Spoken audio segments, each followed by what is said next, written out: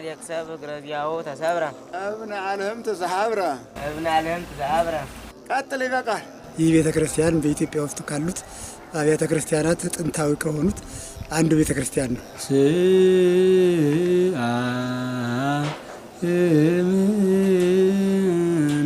ሙታን ሰባዜና ግስፈት ኢልወፍሊ ባፉከ ለከ ዘውገ ኢልወፍሊ መቅለሊ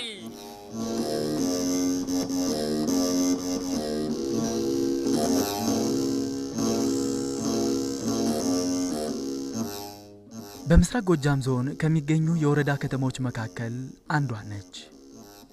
የከተማዋ ስያሜም እጅግ ጥንታዊ ከሚባሉት አብያተ ክርስቲያናት መካከል አንደኛው ከሆነው የደብረ ጽባህ አማኑኤል ቤተክርስቲያን እንዳገኘች ይነገርላታል።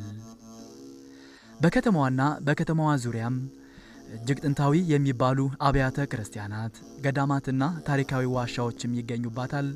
የማቻከል ወረዳ ዋና ከተማ የሆነችው አማኑኤል ከተማዋ ስያሜዋን ያገኘችበት ይህ የደብረ ጽባህ አማኑኤል ቤተክርስቲያን እጅግ ጥንታዊ ከሚባሉት የሀገራችን አብያተ ክርስቲያናት አንዱ ሲሆን ከተመሰረተበት ጊዜ አንስቶ እስከ ዛሬ ድረስም ሃይማኖታዊ ሥርዓቱን አስተምሯል፣ እያስተማረም ይገኛል።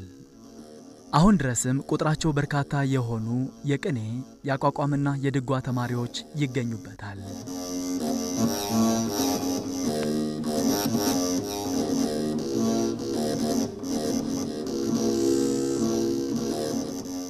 እንግዲህ በታሪክ እንደሚታወቀው ይህ ቤተክርስቲያን በኢትዮጵያ ውስጥ ካሉት አብያተ ክርስቲያናት ጥንታዊ ከሆኑት አንዱ ቤተክርስቲያን ነው እና ይህ ቤተክርስቲያን ከተመሰረተ የሚባለው እንግዲህ በ300 ዓመታት ነው የተመሰረተው እና ይሄ ቤተክርስቲያን ጥንታዊ ነው። ቀደም ደልማ የሚባል ቦታ ላይ የነበረ ከዛ ወደዚህ ወደ መሀል ከተማ መጥቷል እና በዛ ጊዜም የነበረው ስም ደብረ እግዚአብሔር የሚባል ስም ነበረው። ወደዚህ ከመጣ በኋላ ግን ደብረ ጽባህ የሚባል ስም ተሰጥቶታል።